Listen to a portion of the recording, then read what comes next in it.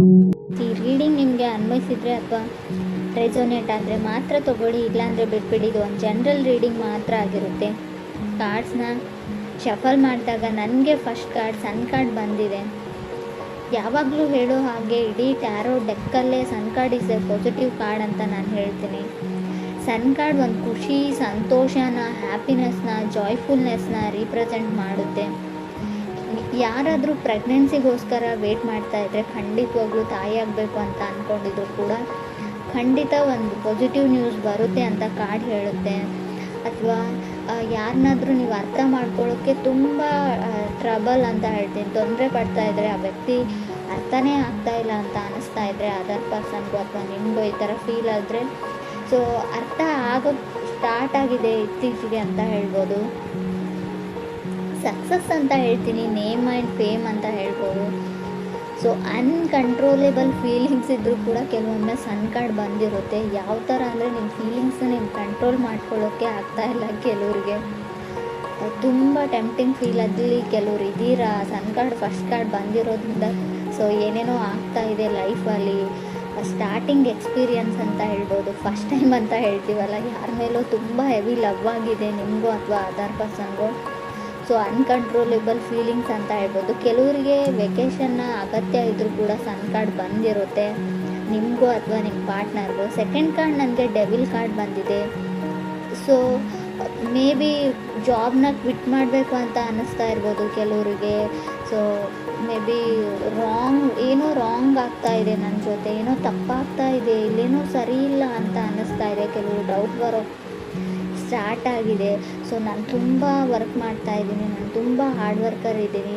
So ನನ್ನ ಶ್ರಮಕ್ಕೆ ಇಲ್ಲಿ ಪ್ರತಿಫಲ ಇಲ್ಲ ಅಂತ ನಿಮಗೂ ಅಥವಾ ಕೆಲವ್ರಿಗೆ ಅನ್ನಿಸ್ತಾ ಇದೆ. ಡಿಸಾಸ್ಟರ್ಸ್ ಅಂತ ಹೇಳ್ಬೋದು. ತುಂಬ ಪೊಸೆಸಿವ್ ಇದ್ದೀರಾ ನೀವು ಅಥವಾ ನಿಮ್ಮ ಪಾರ್ಟ್ನರು ತುಂಬ ಪೊಸೆಸಿವ್. ಸೊ ಯಾವ ಥರ ಅಂದರೆ ಕ್ರೀಪಿ ವೇಯಲ್ಲಿ ಅಂತ ಹೇಳ್ಬೋದು. ಸೊ ಪಾಸಿಟಿವ್ ಪೊಸೆಸಿವ್ನೆಸ್ ಅಲ್ಲ ಇದು, ತುಂಬ ನೆಗೆಟಿವಿಟಿ ಇದೆ, ಟಾಕ್ಸಿಕ್ ಎನರ್ಜಿ ಅಂತ ಹೇಳ್ತೀವಿ. ನಿಮ್ಮನ್ನು ಅವ್ರು ಫುಲ್ಲಿ ಕಂಟ್ರೋಲ್ ಮಾಡೋಕ್ಕೆ ಟ್ರೈ ಮಾಡ್ತಾ ಇದ್ದಾರೆ ನಿಮ್ಮ ಪಾರ್ಟ್ನರ್, ಅಥವಾ ನೀವು ಅವರನ್ನು ಆಲ್ರೆಡಿ ಮ್ಯಾರಿಡ್ ಇರ್ಬೋದು. ಅವ್ರ ಜೊತೆ ಯಾಕೆ ಮಾತಾಡ್ದೆ, ಇವ್ರ ಜೊತೆ ಯಾಕೆ ಮಾತಾಡಿದೆ. ಸೊ ಅನುಮಾನ ಅಂತ ಹೇಳ್ತೀನಿ, ತುಂಬ ಡೌಟ್ಸ್ ಇದೆ ಅವ್ರಿಗೆ. ಥರ್ಡ್ ಕಾರ್ಡ್ ನನಗೆ ಮೆಜಿಷಿಯನ್ ಕಾರ್ಡ್ ಬಂದಿದೆ. ಮೇ ಬಿ ನೀವು ಕನೆಕ್ಟ್ ಆಗಿರೋ ವ್ಯಕ್ತಿ ವೃಶ್ಚಿಕ, ಮಿಥುನ ಅಥವಾ ಕನ್ಯಾ ರಾಶಿಯವರು ಆಗಿರ್ಬೋದು. ಬಿ ಕೇರ್ಫುಲ್ ಅಂತ ಹೇಳ್ತಾ ಇದೆ. ಎಸ್ಪೆಷಲಿ ನೀವು ನಾನು ಮಾತನ್ನು ರಾಂಗಾಗಿ ತೊಗೊಳ್ಬೇಡಿ. ಮೇ ಬಿ ಮಿಥುನ್ ರಾಶಿಯವ್ರ ಜೊತೆ ಕನೆಕ್ಟ್ ಆಗಿದ್ರೆ ಸ್ವಲ್ಪ ಕೇರ್ಫುಲ್ ಆಗಿರಿ ಅಂತ ಹೇಳುತ್ತೆ. ಎಲ್ರಿಗೂ ಅನ್ವಯಿಸಲ್ಲ ಫ್ರೆಂಡ್ಸ್, ಮತ್ತೆ ಹೇಳ್ತಾ ಇದ್ದೀನಿ, ಕೆಲವ್ರಿಗೆ ಮಾತ್ರ. ಕೆಲವರು ಡ್ರೀಮ್ ಅಂತ ಪಡ್ತಾಯಿದ್ರೆ ನಿಮ್ಮ ಲೈಫಲ್ಲಿ ಈ ವ್ಯಕ್ತಿನೇ ಬರಬೇಕು, ತುಂಬ ಕನಸುಗಳನ್ನ ಕಂಡ್ಕೊಂಡಿದ್ರೆ ಮೇ ಬಿ ಅವ್ರು ಸಿಂಹ ರಾಶಿ ಅಥವಾ ಮಕರ ರಾಶಿಯವ್ರ ಬಗ್ಗೆ ನೀವು ಕಂಡ್ಕೊಂಡಿರ್ಬೋದು ಅಂತ ಕಾರ್ಡ್ ಹೇಳುತ್ತೆ. ಫೋರ್ತ್ ಕಾರ್ಡ್ ನನಗೆ ನೈಟ್ ಆಫ್ ಪೆಂಟಿಕಲ್ಸ್ ಬಂದಿದೆ. ಮೇ ಬಿ ಮಕರ ರಾಶಿಯವ್ರ ಜೊತೆ ನೀವು ಕನೆಕ್ಟ್ ಆಗಿದ್ರೆ ತುಂಬ ಅವ್ರ ಫೀಲಿಂಗ್ಸ್ನ ಕಂಟ್ರೋಲ್ ಮಾಡ್ಕೊಳ್ತಾರೆ, ಬಟ್ ನಿಮಗೆ ಅನ್ಕಂಟ್ರೋಲೇಬಲ್ ಫೀಲಿಂಗ್ಸ್ ಇದೆ ಅಂತ ಹೇಳ್ಬೋದು ಕಾರ್ಡ್ ನೋಡಿದರೆ. ಫೋರ್ತ್ ಕಾರ್ಡ್ ನನಗೆ ನೈಟ್ ಆಫ್ ಪೆಂಟಿಕಲ್ಸ್ ಬಂದಿದೆ. ಸೊ ಕೆಲವೊಮ್ಮೆ ನೈಟ್ ಆಫ್ ಪೆಂಟಿಕಲ್ಸ್ ಮಾಡೋದನ್ನೆಲ್ಲ ಮಾಡಿಬಿಡ್ತಾರೆ ನೀವು ಅಥವಾ ನಿಮ್ಮ ಪಾರ್ಟ್ನರು. ಸೊ ನಾನೇನೂ ಮಾಡಿಲ್ಲ ಅನ್ನೋ ರೀತಿ ಇರ್ತಾರೆ. ಸೊ ಸ್ಮೂತ್ ಕ್ರಿಮಿನಲ್ಸ್ ಅಂತ ಹೇಳ್ತೀವಿ. ಸೊ ಯಾವುದೋ ಒಂದು ತಪ್ಪು ಕೆಲಸ ಅಂತ ಹೇಳಲ್ಲ ಫ್ರೆಂಡ್. ಸೊ ಹೇಗೆ ನಿಮ್ಮನ್ನು ಪಡ್ಕೊಳ್ಬೇಕು ಅನ್ನೋದನ್ನೆಲ್ಲ ಅವ್ರು ಎಫರ್ಟ್ ಹಾಕಿ ಮಾಡಿಬಿಡ್ತಾರೆ. ಕೊನೆಗೆ ಅವ್ರ ಫೀಲಿಂಗ್ಸ್ನ ಶೇರ್ ಮಾಡ್ಕೊಳ್ಳೋ. ಸೊ ಬಂದು ನಿಮ್ಗೆ ಅವ್ರು ಪ್ರಪೋಸ್ ಮಾಡಲ್ಲ, ಹೇಳಲ್ಲ, ಅದನ್ನು ಮನಸ್ಸಲ್ಲೇ ಇಟ್ಕೊಂಡಿರ್ತಾರೆ. ಈ ಥರ ನೀವಿದ್ದೀರೋ ಅದರ್ ಪರ್ಸನ್ ಇದ್ದಾರೋ. ಸೊ ಏನೂ ಗೊತ್ತಿಲ್ಲ, ನನಗೇನೂ ಆಗಿಲ್ಲ, ಏನೂ ನಡೆದೇ ಇಲ್ಲ, ನನ್ನ ಮನಸ್ಸಲ್ಲಿ ಏನೂ ಇಲ್ಲ ಅನ್ನೋ ಥರ ಆ್ಯಕ್ಟ್ ಮಾಡ್ತೀರಾ ನೀವು ಅಥವಾ ಅದರ್ ಪರ್ಸನ್. ಕಾರ್ಡ್ ಹೇಳೋ ಪ್ರಕಾರ ತುಂಬ ಸೀಕ್ರೆಟಾಗಿ ಯಾರನ್ನು ಅಡ್ಮೈರ್ ಮಾಡ್ತಾ ಇದ್ದೀರಾ ಮನಸ್ಸಲ್ಲಿ ನೀವು ಅಥವಾ ಅದರ್ ಪರ್ಸನ್ನು ಅಂತ ಕ್ಲಿಯರಾಗಿ ಕಾರ್ಡಲ್ಲಿ ಗೊತ್ತಾಗ್ತಾ ಇದೆ. ತುಂಬ ಹೆವಿ ಲವ್ ಇದೆ, ಮನಸ್ಸಲ್ಲಿದ್ದಾರೆ ಆ ವ್ಯಕ್ತಿ, ಕನಸಲ್ಲಿ ಕೂಡ ಬರ್ತಾರೆ ಅಂತ ಹೇಳ್ಬೋದು.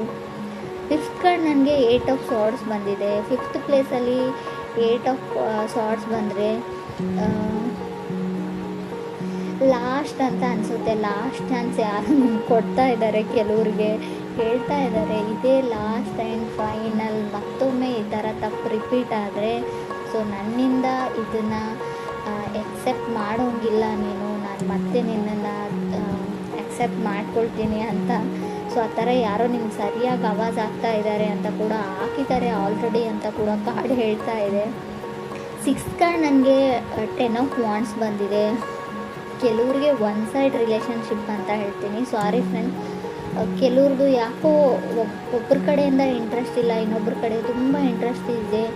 So no is no, yes is yes ಅಂತ ಹೇಳ್ತೀವಿ. ಸೊ ತುಂಬ ಕೆಲವ್ರಿಗೆ ಯಾವ ಥರ ಅಂದರೆ ಒಬ್ಬರು ನೋ ಅಂತ ಹೇಳಿದರೆ ಅದನ್ನು ನೋವಾಗಿ ತೊಗೊಳ್ಳೋದಿಲ್ಲ. ಸೊ ಅವ್ರಿಗೆ ಇಷ್ಟ ಇಲ್ಲ ಅಂದರೆ ಅವ್ರ ಪಾಡಿಗೆ ಅವ್ರನ್ನ ಬಿಟ್ಬಿಡಿ, ಬ್ರೇಕಪ್ ಮಾಡ್ಕೊಳ್ಳಿ, ಮದುವೆ ಆಗಿದ್ದರೂ ಕೂಡ ಡಿವೋರ್ಸ್ ತೊಗೊಳ್ಳಿ ಅಂತ ಹೇಳ್ತೀನಿ. ಕೆಲವೊಮ್ಮೆ ತುಂಬ ಕ್ರೀಪಿ ಅಂತ ಆವಾಗಲೇ ಹೇಳಿದೆ, ತುಂಬ ಡೌಟ್ಸು ನಿಮ್ಮ ಮೇಲೆ, ಯಾವಾಗಲೂ ಅನುಮಾನ, ಯಾವಾಗಲೂ ಹರ್ಟ್ ಮಾಡ್ತಾರೆ. ಟಾಕ್ಸಿಕ್ ರಿಲೇಷನ್ಶಿಪ್ ಇದ್ದರೆ ಅದ್ರ ಕಡೆ ಅದರಿಂದ ಹೊರಗಡೆ ಹೋಗಿ ನೀವು ಅಥವಾ ಅದರ್ ಪರ್ಸನ್. 7th ಕಾರ್ಡ್ ನನಗೆ ಟೆಂಪ್ರೆನ್ಸ್ ಕಾರ್ಡ್ ಬಂದಿದೆ. ಮೇ ಬಿ ಧನುರಾಶಿಯವ್ರ ಜೊತೆ ಕೆಲವರು ಕನೆಕ್ಟ್ ಆಗಿರ್ಬೋದು.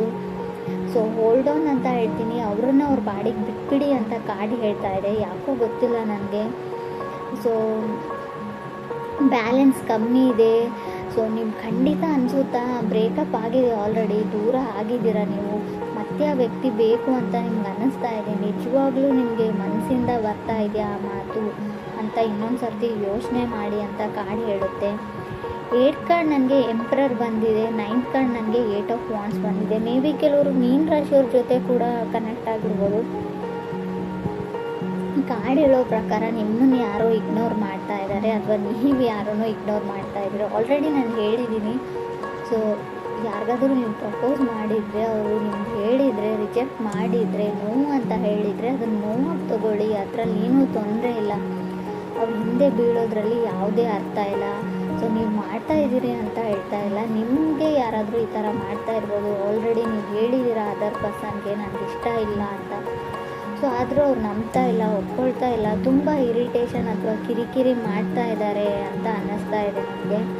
ಖಂಡಿತವಾಗ್ಲೂ ಕ್ರಾಸ್ ವಾಚರ್ಸ್ ಯಾರಾದರೂ ನೋಡ್ತಾ ಇದ್ದರೆ, ಯಾರಾದರೂ ನಿಮ್ಗೆ ಹೇಳಿದರೆ, ಸೊ ನನಗೆ ಇಷ್ಟ ಇಲ್ಲ ಅಂತ ರಿಜೆಕ್ಟ್ ಮಾಡಿದರೆ ಖಂಡಿತ ಅವ್ರನ್ನ ಬಿಟ್ಬಿಡಿ. ಸೊ ಅವ್ರ ಹಿಂದೆ ಹೋಗಬೇಡಿ, ಅವ್ರನ್ನ ಫಾಲೋ ಮಾಡಬೇಡಿ. ಸೊ ತುಂಬ ಕ್ರೀಪಿ ಥಿಂಕ್ ಇದು, ಮಾಡೋದು ಒಳ್ಳೆಯದಲ್ಲ ಅಂತ ಹೇಳ್ತಾ ಇದೆ ಕಾರ್ಡು. ಮೇ ಬಿ ನೀವೇ ತೊಂದರೆಯಲ್ಲಿ, ಫ್ಯೂಚರಲ್ಲಿ ನಿಮಗೆ ತೊಂದರೆ ಆಗಬಹುದು. 10th ಕಾರ್ಡ್ ನನಗೆ 6 ಆಫ್ ಸಾರ್ಡ್ಸ್ ಬಂದಿದೆ. ಕೆಲವೊಮ್ಮೆ 6 ಆಫ್ ಸಾರ್ಡ್ಸ್ 10th ಪ್ಲೇಸಲ್ಲಿ ಬಂದರೆ ಖಂಡಿತವಾಗ್ಲೂ ನಿಮ್ಗೆ ಅನ್ಸೋಕ್ಕೆ ಸ್ಟಾರ್ಟ್ ಆಗುತ್ತೆ, ಎಲ್ಲರೂ ನನ್ನನ್ನು ಇಗ್ನೋರ್ ಮಾಡ್ತಾ ಇದ್ದಾರೆ, ಯಾರೂ ನನ್ನನ್ನು ಕೇರ್ ಮಾಡ್ತಾ ಇಲ್ಲ ಅಂತ. ನಿಮಗೂ ಅಥವಾ ಅದರ್ ಪರ್ಸನ್ಗೂ, ಅಥವಾ ಅವ್ರು ನಾನು ಇಷ್ಟ ಆದರೂ ಕೂಡ ಇಗ್ನೋರ್ ಮಾಡೋ ರೀತಿ ಆ್ಯಕ್ಟ್ ಮಾಡ್ತಾ ಇದ್ದಾರೆ ಅಂತ ಅನ್ನಿಸ್ಬೋದು. ಬಟ್ ಆ ಥರ ಎಲ್ಲ ನಿಜವಾಗ್ಲೂ ಅವ್ರಿಗೆ ನೀವು ಇಷ್ಟ ಇಲ್ಲ, ಅವ್ರನ್ನ ಅವ್ರ ಪಾಡಿಗೆ ಬಿಟ್ಬಿಡಿ ಅಂತ ಕಾರ್ಡ್ ಹೇಳ್ತಾ ಇದೆ. ಕೆಲವ್ರಿಗೆ ಫ್ರೆಂಡ್ಸ್, ಎಲ್ರಿಗೂ ಅಲ್ಲ. So someone is coming back ಅಂತ ಹೇಳ್ತೀನಿ. ಶೋರಾಗಿ ಹೇಳೋದಾದರೆ, ಸೊ ಯಾರು ನಿಮ್ಮ ಎಕ್ಸು ನಿಮ್ಮ ಲೈಫಲ್ಲಿ ಮತ್ತೆ ಬರೋಕ್ಕೆ ತುಂಬ ಟ್ರೈ ಮಾಡ್ತಾ ಇದ್ದಾರೆ. ಕೆಲವೊಮ್ಮೆ 2nd ಪ್ಲೇಸಲ್ಲಿ ಡೆವಿಲ್ ಕಾರ್ಡ್ ಇರೋದ್ರಿಂದ ಕೆಲವರು ರಿಲೇಷನ್ಶಿಪ್ ಹಾಳಾಗೋಗಿದೆ. ಆಲ್ರೆಡಿ ನಿಮ್ಮ ಮದುವೆ ಆಗಿರ್ಬೋದು, ಡಿವೋರ್ಸ್ ತೊಗೊಳ್ಳೋದೇ ಒಳ್ಳೆಯದು ಅಂತ ನಾನು ಹೇಳ್ತಾ ಇದ್ದೀನಿ. ಯಾಕಂದರೆ ತುಂಬ ಟಾಕ್ಸಿಕ್ ಇದೆ ನಿಮ್ಮ ರಿಲೇಷನ್ಶಿಪ್ಪಲ್ಲಿ. ತುಂಬ ಯಾವ ಥರ ಅಂದರೆ, ನಾನು ಏನು ಹೇಳ್ತೀನಿ ಅದನ್ನೇ ಕೇಳಬೇಕು, ನೀನು ಅದನ್ನೇ ಮಾಡಬೇಕು, ತುಂಬ ಕಂಟ್ರೋಲಿಂಗ್ ಎನರ್ಜಿ ಅಂತ ಹೇಳ್ತೀನಿ. ಕೆಲವೊಮ್ಮೆ ಇದು ಸರಿಯಲ್ಲ ಅಂತ ಕೂಡ ಅನಿಸುತ್ತೆ ನನಗೆ. ಸೊ ಯಾರಿಗೂ ಆದರೂ ಅವ್ರಿಗೋಸ್ಕರ ಪರ್ಸ್ನಲ್ ಸ್ಪೇಸ್ ಅಂತ ಬಿಡಬೇಕು.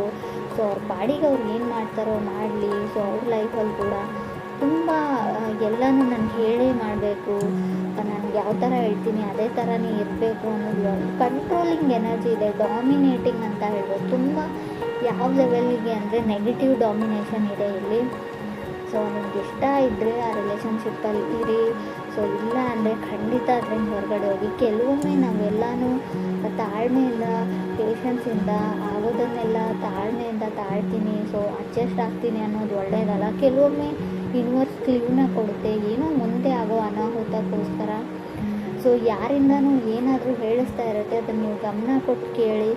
ಸೊ ತುಂಬ ದೊಡ್ಡ ಮಟ್ಟದ ಹಾನಿ ಆಗೋಕ್ಕಿಂತ ಮುಂಚೆನೇ ಅಲ್ಲಿಂದ ಹೊರಗಡೆ ಹೋಗೋದು ಒಳ್ಳೆಯದು. ನಿಮ್ಗೆ ಡೌಟ್ಸ್ ಬಂದರೆ, ಏನೂ ಸರಿ ಇಲ್ಲ ಅಂತ ಅನಿಸಿದರೆ, ನಾನು ಆಗಲೇ ಹೇಳಿದೆ, ಕೆಲಸ ಮಾಡೋ ಜಾಗದಲ್ಲಿ ಕೂಡ ನಿಮ್ಗೆ ಅನ್ನಿಸ್ಬೋದು ಇದು. ಸೊ ಯೋಚನೆ ಮಾಡಿ.